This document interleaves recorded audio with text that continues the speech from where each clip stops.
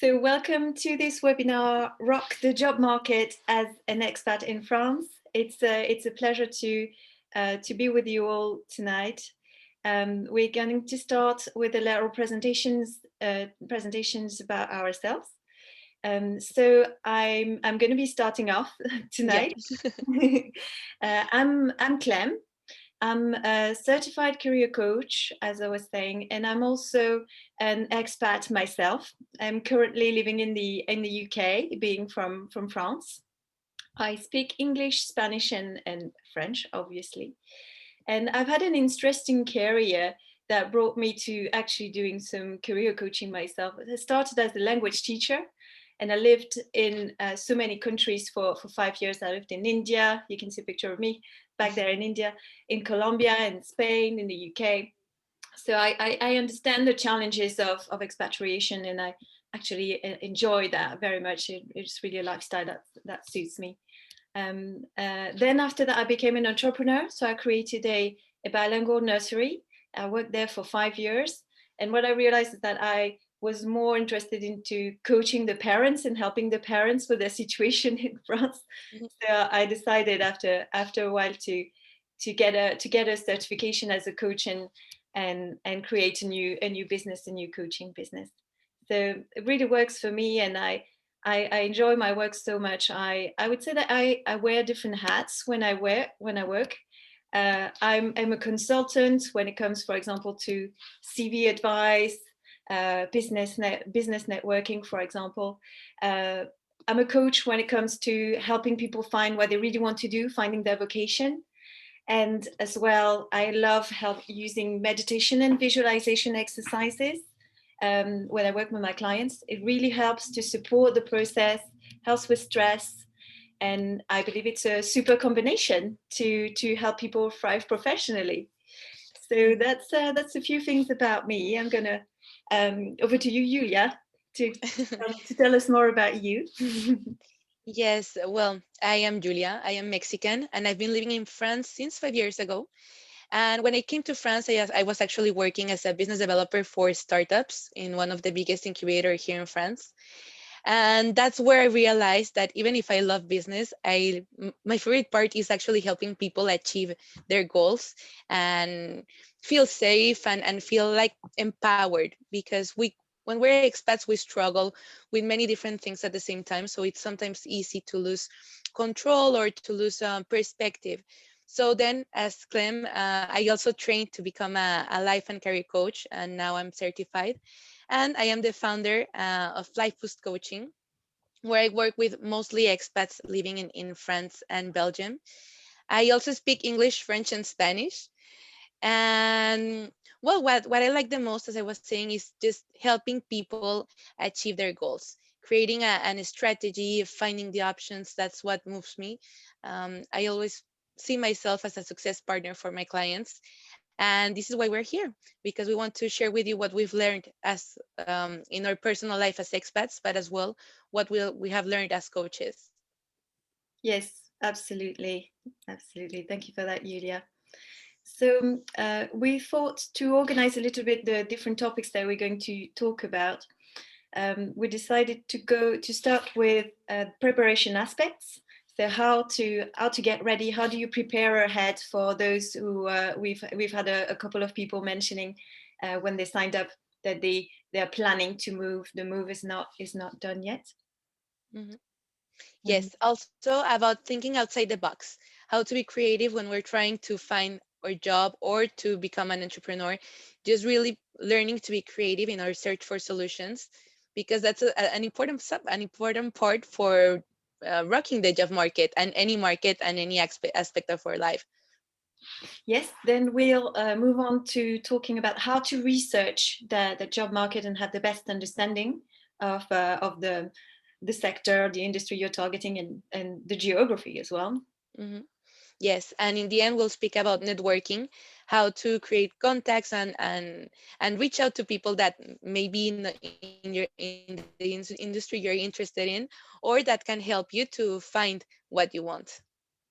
That's right, absolutely. So let's get started. Let's get into it with preparation and plan ahead. Hmm. So it might sound a bit obvious, no, to say, yeah, you need to prepare and you need to plan ahead, but it's also by experience, the clients that come to us, what we've realized is that sometimes some people are struggling with this preparation aspect. Like they would say, oh, I know I'm moving to France in a year or in 2 years, and I know as well that I'm not doing as much as I should be doing. I'm struggling with my French lessons, for example. Yes, Mhm. yes, and this is very common, and we saw it as well in the questions you answered.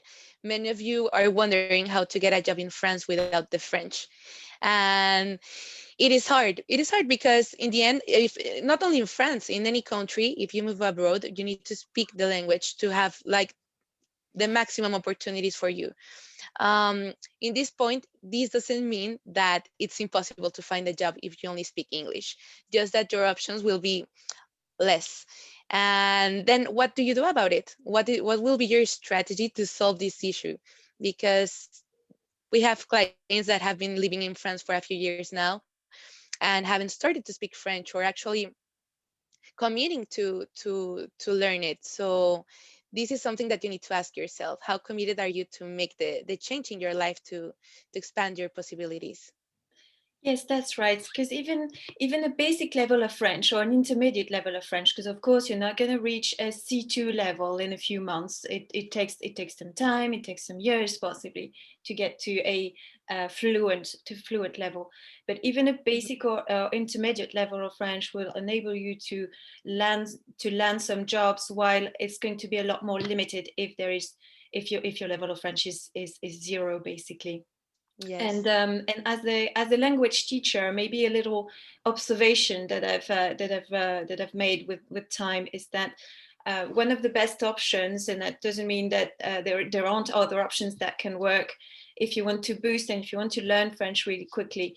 Well, is quite obvious as well. It's to get as much practice as you can, and for that, I would say that probably a private tutor, even if it's less hours than a group course, can help you grow your level faster, I would say, along Yes. with some language exchange buddies as well, that they work really well Mhm. to get as much practice as Yes. as you can, because that's Yes, also and that is super easy to find. Sorry, no, one. but I was gonna say it's very easy to find language exchange buddies because there are groups on Facebook. There are many ways that even in times of COVID, you can find people and you can actually start practicing without having the excuse that we cannot go outside or life is not as normal as we would like it to. So there are no excuses. You can actually have access to this type of people now.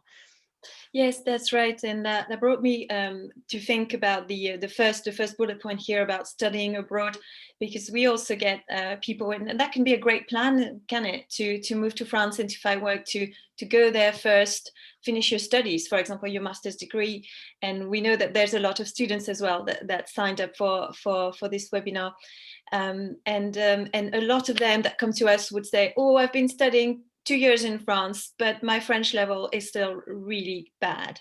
So I'm still an A1. So it's also an invitation, if you can plan ahead, and as soon as you get to France, get as much practice as you can, even if you're in an international school.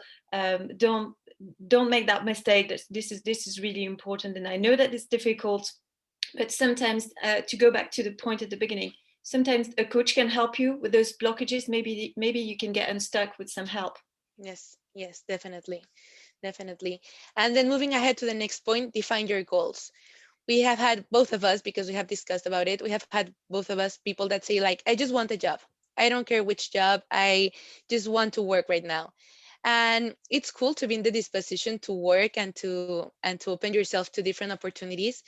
But it takes the same effort to try to get a job that you won't like than to try to shoot for what you actually would like to do. So that's when you need to get creative. Okay, maybe the job you want is not ready for you right now if your French is limited, for example. But how can you find that job in other type of businesses, in other contexts? So really defining your goals and understanding what it is that you want and what you can do about it makes a world of a difference than just saying I just want to work in whatever. Yes, that's right. And I would even go like even further and say maybe that's something to start considering. And I know it's not easy, but also before you choose some training, or if you go studying in France, maybe start, seeing further and start building this long-term vision. Doesn't mean that you can't change, of course. You can always adapt and you can always change it. But I think it's something that we're not really used to doing, and it's a learning curve for all of us that can really be beneficial. Yes, yes, exactly. And then, well, for the administration aspects, this is a subject because many people try to understand the whole French system in a blink, and it's not easy. It takes time. Bureaucracy is a real thing here in France, and the thing is that what it is, again, going back to defining your goals in this administrative aspect, is what it is that you need and where can you find information or someone that can help you with all these aspects. And it comes again as well with the visa, depending on your plan. It depends the type of visa. It is very complicated to give like just one answer for everybody with different situations and say you need this type of visa. No, it really depends on your case, your country.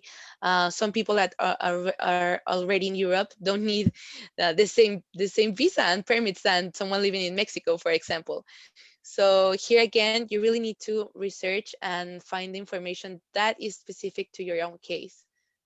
Yes, that's right.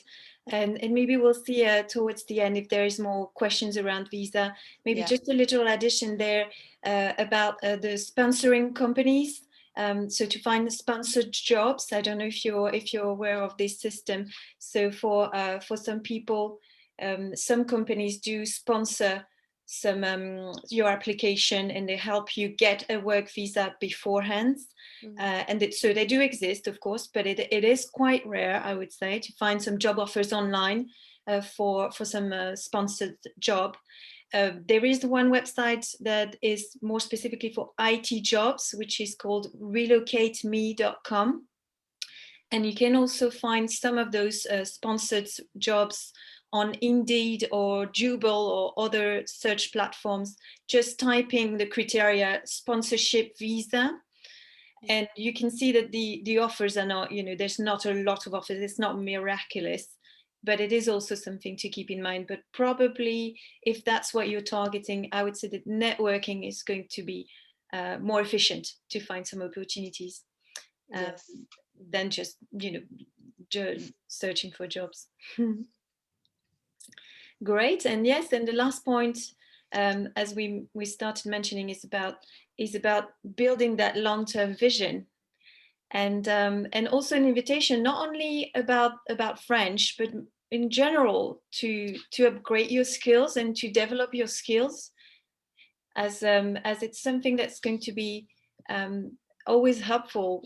I'm thinking about, for example, digital skills, keeping up to date with innovations, but as well as soft skills. Aren't they important, especially in the job search? Public Yes. speaking, communication. Interview skills, like there are many skills that we all need to work all the time, and sometimes we forget and we remember them when we're there. We have had clients that are like, oh my god, I just got an interview and I suck at interviews, or I'm not that good, I get very nervous.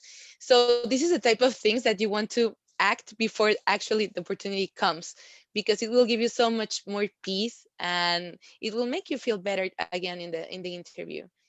Yeah, absolutely. Absolutely. All right. So moving on to our second part, thinking out of the box.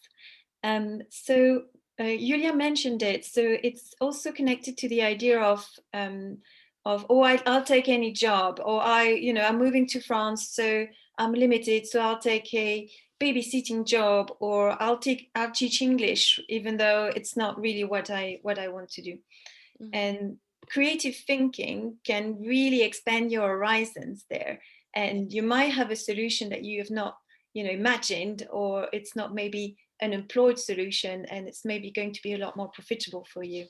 Yes, and actually, the sometimes we're not creative with our thinking because we are self-limiting ourselves.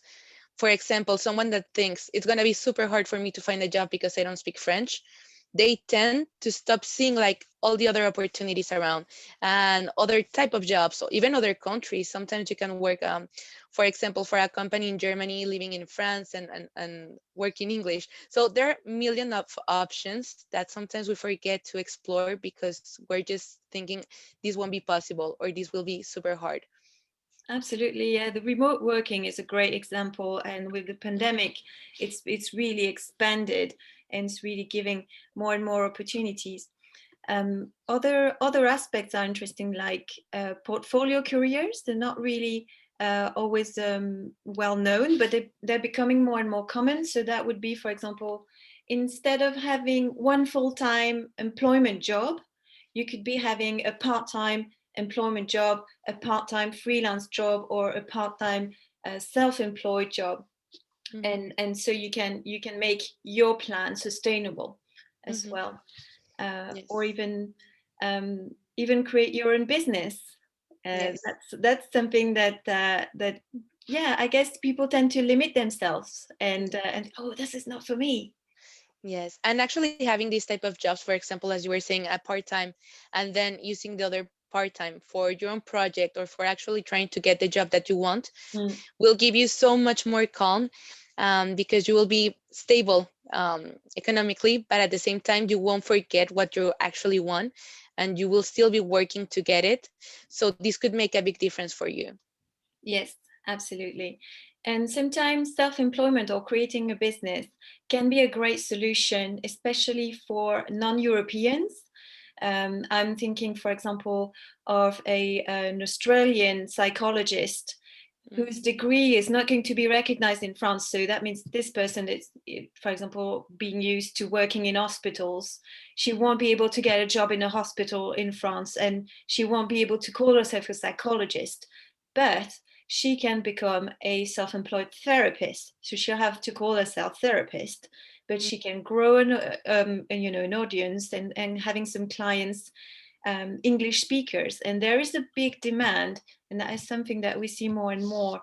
If you've been on the Facebook groups, you've probably realized, oh, I'm Mhm. looking for a English speaking dentist. Can you recommend a English speaking so and so? So there is Mhm. definitely a market there.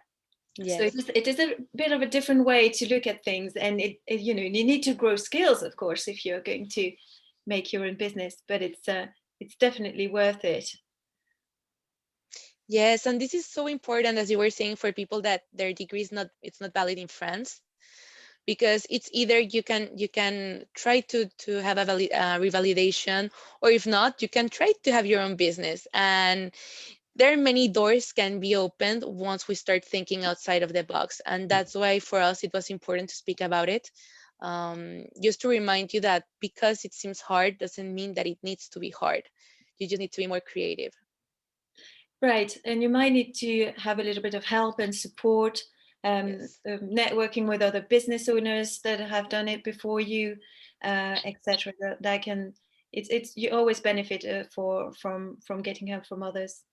And yes, just maybe a little thing about the mindset, as it is said that to make your dream come true, you have to believe it. That is 50% of the job. So it's a good thing to keep in mind, and it's probably being an entrepreneur is also a more like of a mindset that you can apply, whether you're self-employed, whether you're employed, whether you're a student, whether you're retired, in the sense that you can become the actor of your life. You can have the power, and you can take initiatives, and rather than being maybe passive or victim to things happening to you. So Yes, and I would dare to say that even as a job hunter, mm, we need to learn to think as an entrepreneur.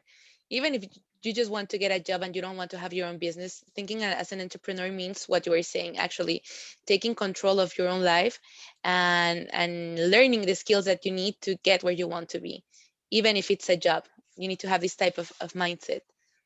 absolutely, it's so important, it's so crucial. So this is our little invitation to be ambitious and to be creative.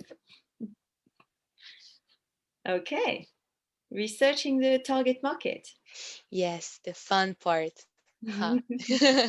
I can see some faces that, are not that happy with that one, but it's important. It's super important. I have had people ask me like, can you give me a list of the job speaking companies in France or whatever? And this is always very complicated for us as coaches, because as much as we want to help you, this list doesn't exist as you want it to exist.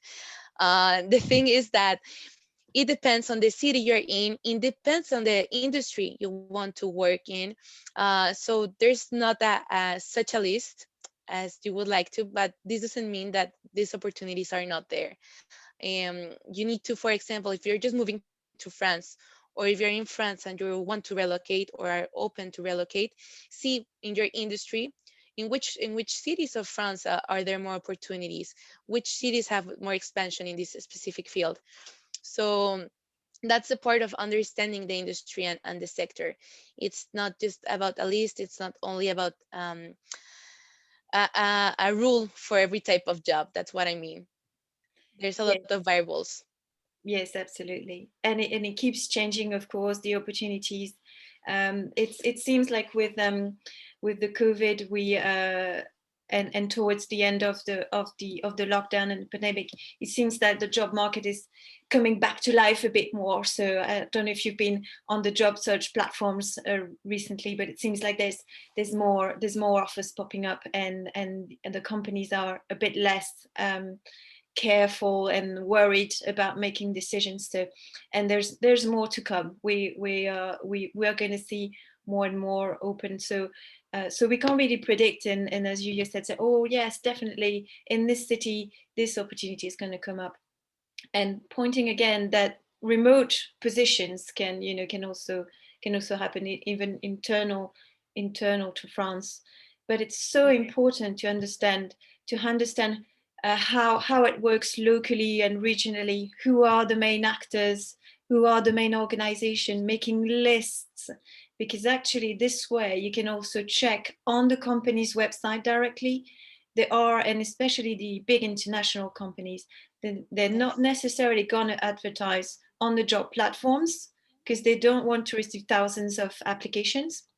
So they want you to go the extra mile and check regularly on your website. If you're really motivated, you're going to be doing that, and if you really know what's going on.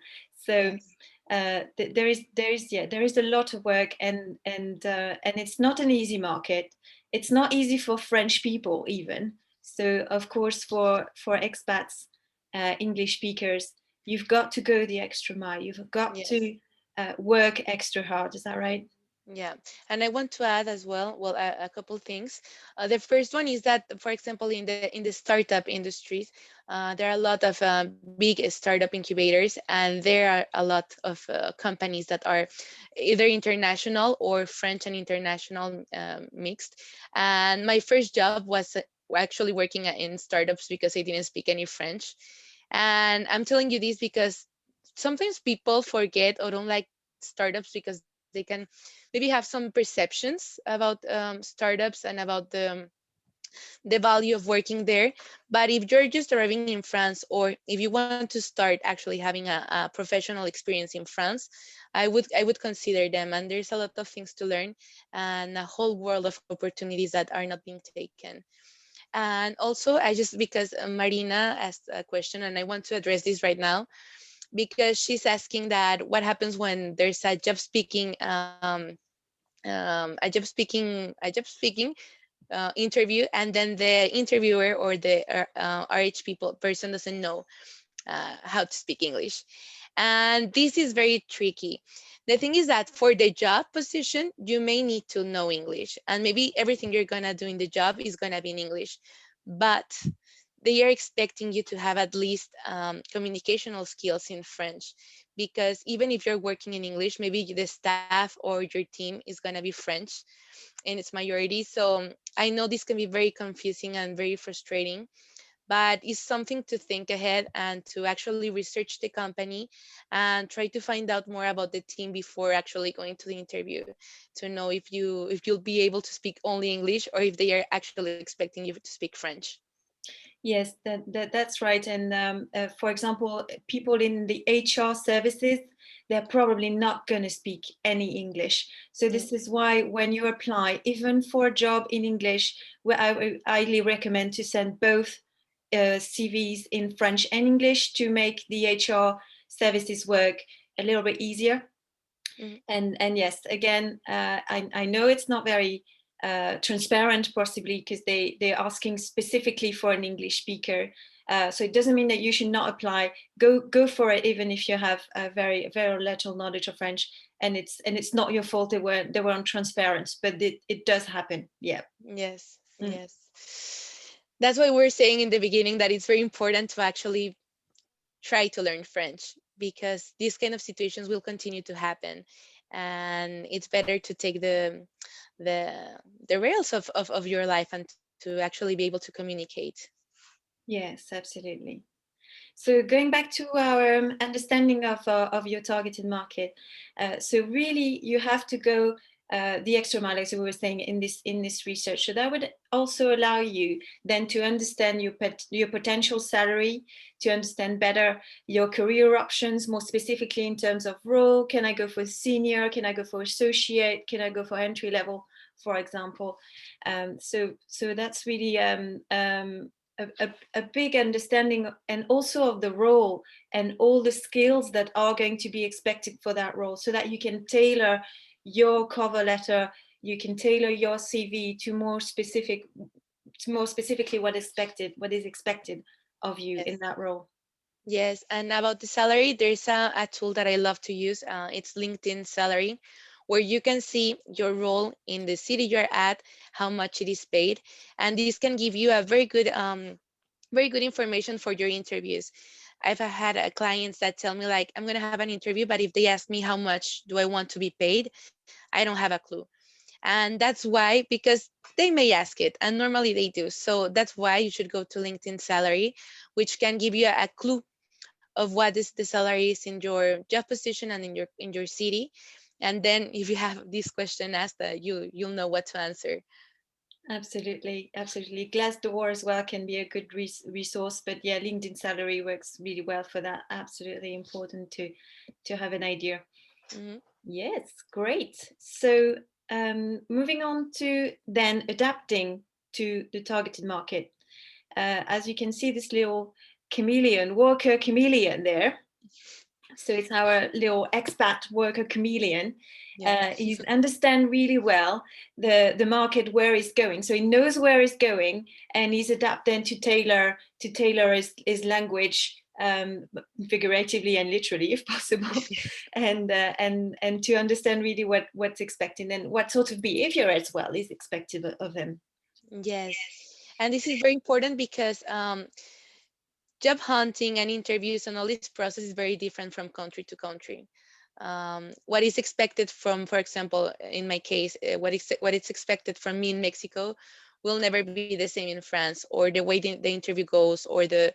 So I think that all of you can have felt that at some point that the interactions don't go as we are used to, and this is where we need to start to learn and see and then tailor precisely how we behave. And this doesn't mean changing who we are, just getting adapted to the country, because the country will never adapt to you even if we'd like to. Yes, that's absolutely true, and yes, you're still bringing. I like what you said, Yulia. You're still bringing everything that makes you unique, and all your experience and your cultural as well knowledge. But you're also able to understand what's happening, and you're able to adapt.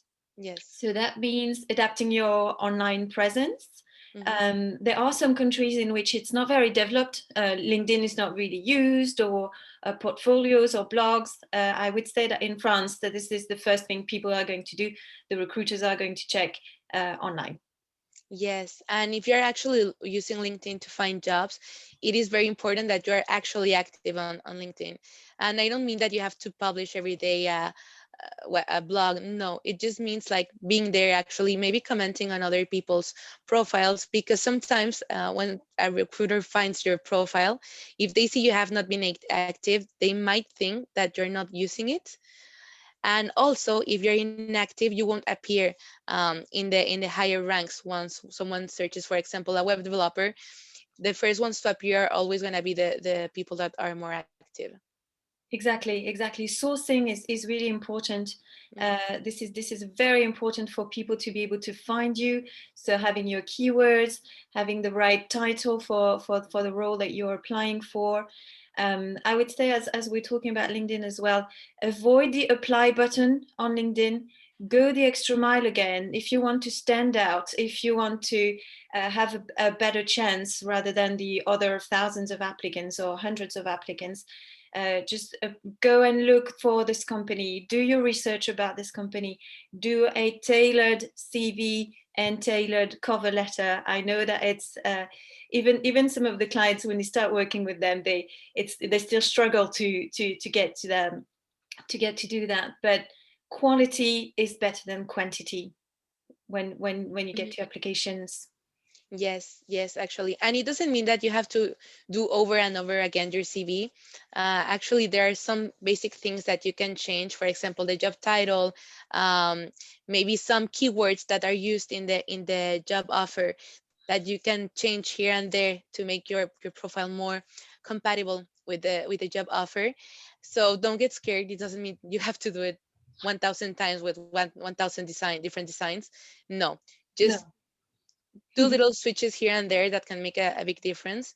And speaking about CV, there's also I see someone asking about the ATS. For the people that don't know, the ATS is an artificial intelligence that scans your CV before it reaches human hands. And this is someone that many people are not aware of.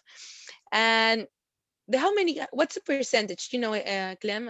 They reject 75% of CVs. Yes, yes. 75. Yeah.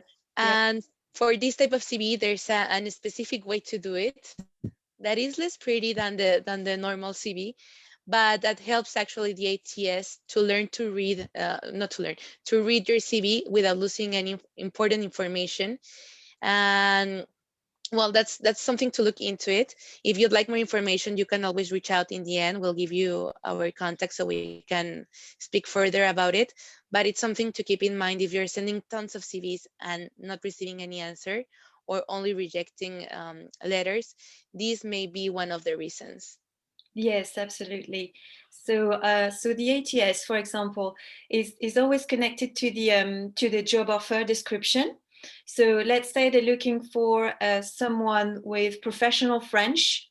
If you haven't written professional French in your CV in words, because sometimes we use icons, and some grades and stuff like that. The ATS doesn't understand that, so it would read only French possibly, or even worse, if there's like a flag, the flag of Yes. France, for example, for French, it would Mhm. the CV would just be rejected because Mhm. the ATS, so the software that scan the robot, let's say, will Mhm. won't understand that means that you're bilingual in French, for example.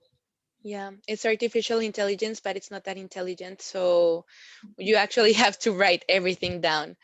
Yes, you have My to. little pun there. And in the But way that they've written it, so that's why this little tailoring of your CV can really help you go further in your application.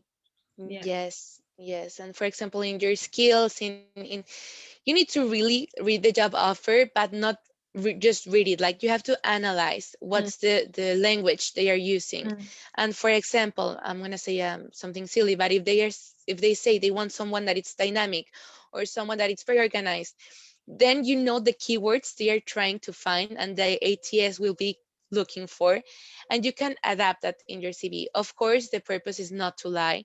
Don't say that you're no. very dynamic if you're not, or that you're responsible if you're not. That's not the purpose. But if there are things that actually match and that you have not mentioned in your CV, this is a very important thing to do. Like Mm. really scan the job offer and try to match it as much as possible with your CV and your cover letter. Yes, that's right. Something also that's very, very typical from the French market would be to have a picture on your CV. And I know that some people can have some resistance about that, which I totally understand. And it's not like you're going to be rejected necessarily for a job if you don't put a picture. It's just that it's expected. So if there is no picture, they're probably going to check your LinkedIn. And they want to see They want to see what you look like. It can be seen as something discriminatory, but it's also in a way looking at trying to humanize the CV. That's the way I like to see that. They want to see, they want to have an impression of the person. So again, Yes. might not be ideal, I understand, but I strongly recommend it. Mm. Yes. Only not in the ATS CV. Maybe you won't put your picture there, but again, if you want more details on how to do the ATS in comparison to the normal CV, you can reach out to us because we don't want to make this webinar 2 hour long. Yes. So we'll just go over, and then if you have further questions, you can always reach out. Yes.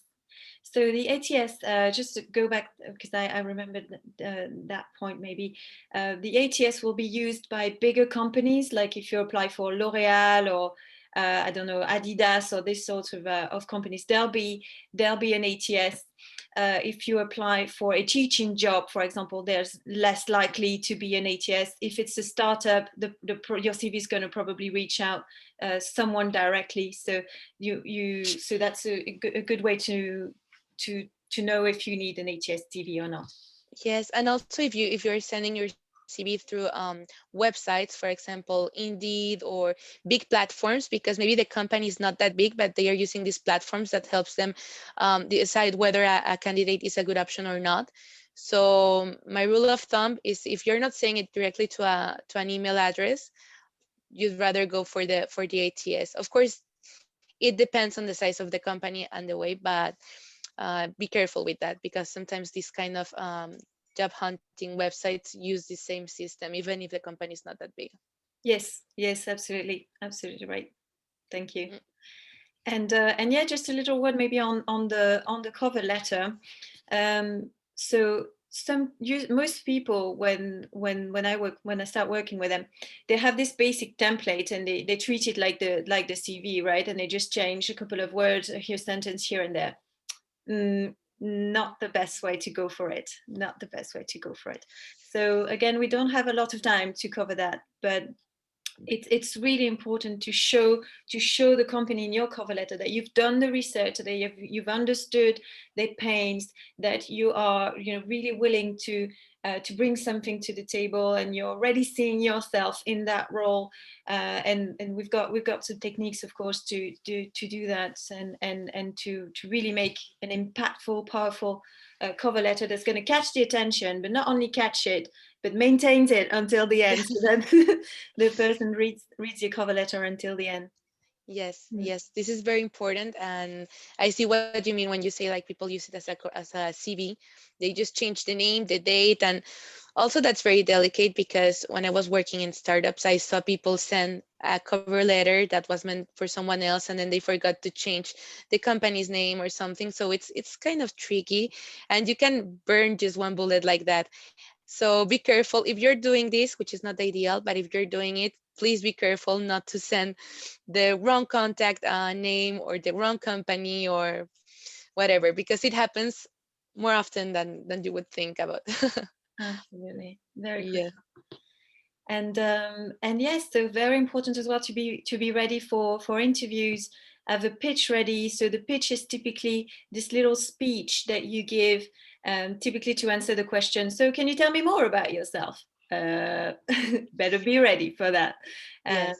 and really presenting yourself in a powerful way, impactful, and highlighting your strengths. But there'll be a lot to say about that as well. Yes, and actually, this question happens when people don't prepare it. It's always that way, as well as understanding your skills, understanding your blind spots, because these are subjects that are gonna come in the interview, and you want to have your answers ready. Again, not rehearsed. You don't want to pretend to be something you're not, Mm, but understanding yourself can make this part of the interview way easier for you and for the person that it's interviewing you as well, because absolutely. we can like how to say, like, transmit that energy or that stress. So you want to be really prepared for your interview, to learn as much as you can about the company, um, to understand really why would you like to work for that company. So it's the kind of things that you want to work on before an interview. Yes, yes, absolutely. Okay, so moving on with maybe one of the most important aspects, which is, yes, I don't know if it's ignored. I wouldn't say that it's ignored by most people, but probably people don't know really what to do with networking and what they should be doing. So just as a little reminder, as you probably know, there is a big hidden job market, of course, in France, like in most countries, and a lot of job offers that you can see on the platforms are fake offers. So they already have someone for the job, but the company is legally required to advertise, for example. So it is said that it represents about 75% of jobs. The hidden market is 75% of jobs, right? Yes. So it's really huge. So that means that only 25% of jobs are advertised. 15% of jobs are filled by headhunting, so sourcing. So this would be people looking for specific profiles. So typically they'll be looking on LinkedIn, for example, Hmm. doing some keywords research. So that's 15%. So that means if you have a great, really well polished online presence as well, you can be found. It's not only about finding, but also about being found. Yes. 15% are internal jobs. So people that are, that get a promotion internally. And 45% of jobs are accessible through networking. Yes. 45% of jobs. This is amazing. And as you said, like it's not ignored, but we forget about it, Mm. about the importance of actually being active on LinkedIn. And for those of you who think that, oh my God, I don't need to work on another social media or I don't have time for this, I understand you. I get your pain. But the reality is that people are using LinkedIn more and more. And people are finding each other either for business collaborations or uh, um, a business trying to find a team member through LinkedIn. So as we were saying, you don't only need to adapt to France, you also need to adapt to the evolving job market and to what is required of us to be up to date. So it may take some effort and some learning of the platform, but it can make a huge difference for you. Absolutely, absolutely. I mean, it's one of the best ways to find jobs at the moment. And some people also say, oh, I've tried networking and it didn't really get me anywhere. And usually the reason why is that it was not a very strategic and tailored networking. So Mm, if you're networking just to network, like to have more connections on LinkedIn, that's probably not to get you not going to get you anywhere. So you need to be reaching out people in the industry that you're interested. It needs to be people that can be connected. And also one of a little takeaway possibly is to not only connect on LinkedIn or on Facebook. Facebook is really big as well for networking on the Facebook groups, the different expat groups, or reaching out as well on different groups about work, and just saying, oh, I'm looking for work, anyone knows anybody, and so mm, you can be referred to people. And I would say take it a step further. Don't stay at just the messaging or email aspect. Offer a 10-20 minute coffee Zoom meeting mm. and meet online. It happens online at the moment, which saves times for everyone, because you get a different connection, you get a different relationship when you actually meet the person face to face, even on Zoom. The person remembers you. She might think more thoroughly about other people she could refer you to. She can provide advice and tips. She can even maybe say, "Oh, I'll pass on your CV," rather than just keeping it on a just a connection on messages level. It really starts a network, a relationship, a business Yes. relationship. Absolutely. And I want to add as well that you don't need to be scared or feel apprehensive to contact people, to reach out. What I suggest most of my clients is, for example, if they're looking for a job, again, as a web developer, maybe for a certain company or in a city, maybe it's not company specific, but try to find people that can tell you how they did it or that can give you some advice on how to get Absolutely. it. And this is an exercise I love to do because it helps you see the the experience through someone that has already done it. Mm. So that makes you, first of all, see that anyone can do it. And also that can give you clues about how to get it. And if the person is cool and in the end there's an opportunity in their company, why not? They maybe will tell you that there are opportunities in their company. So don't be scared to reach out to people. Some may answer, some may not, but you don't lose anything by trying. Absolutely, yeah, absolutely key.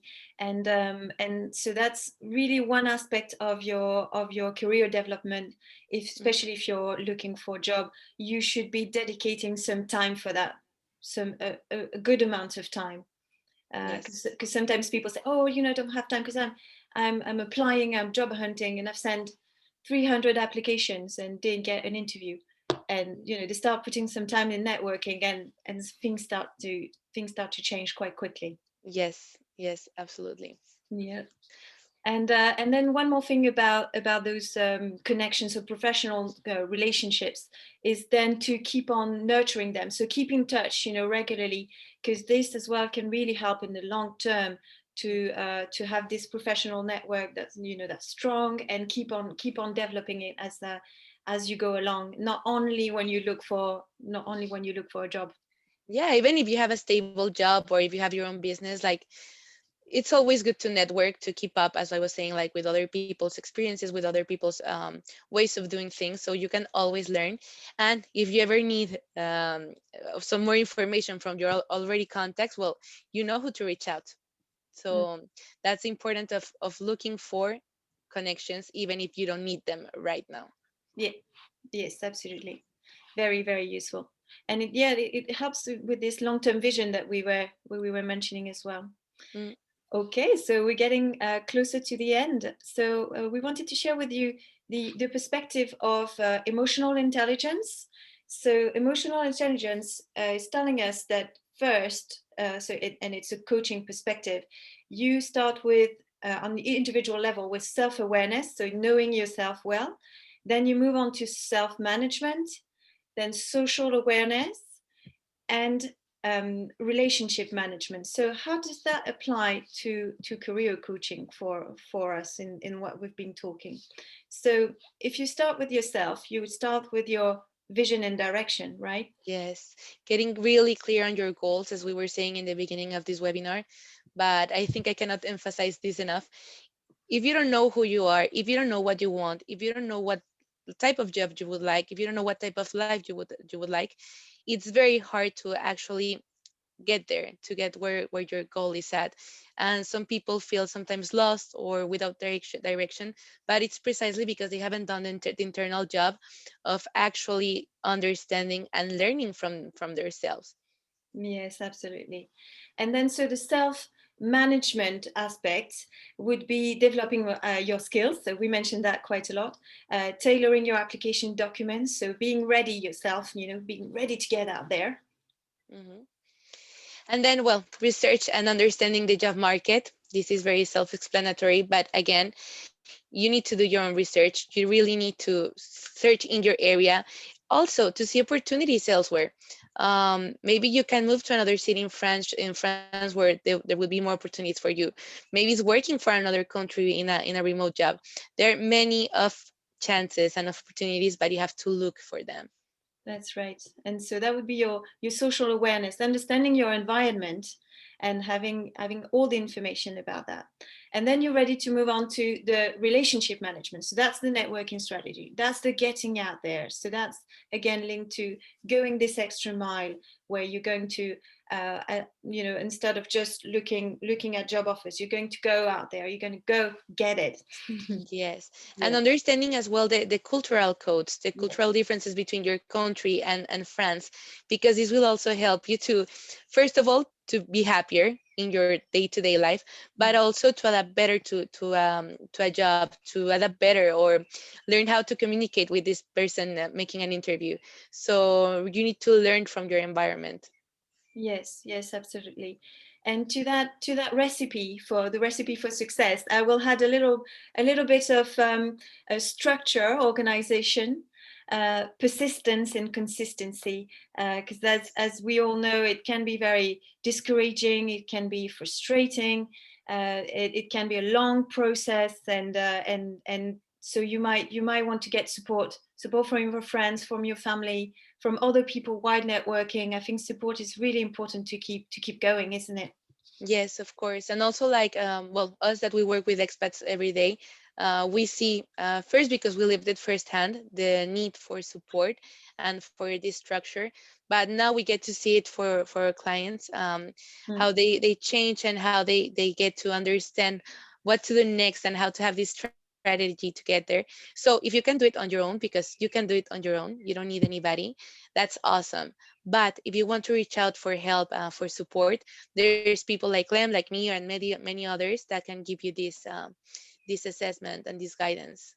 Yes, and the feedback that we get from people that work with a career coach, in general, is that it enables them to go further. It's like extra support, extra boost, makes you maybe go beyond what you thought you could have achieved alone. So it's the resource that's out there. And yes, we wanted to finish with this little quote, going back to the idea of, it starts with you, and the farther the outward journey takes you. So as an expat, sometimes we're quite far away from home. The deeper the inward journey must be, and it's an amazing opportunity as well to grow as a human being, to grow on the personal level as well. And you can get a lot from that perspective, even if it comes with challenges, of course. Yes. Well, so now we'd like to hear about you, about your questions. We have a few minutes. I don't know if someone would like to come in. Yes, I'll just stop the recording very soon. Just Oh yeah. before I do that, you have our contact detail over here in our website. I'm going to pop in the chat box now as well the links to our Calendly accounts if you'd like to book for a free session, because we might not be able, and we'll put it again at the end. We might not be able to cover all questions, and thank you so much for sending all your questions when you booked. So we'll try to go as far as we can with the questions right now. But if you still have some inquiries, please get in touch. It'll be a pleasure to meet you. And I'll stop the recording now.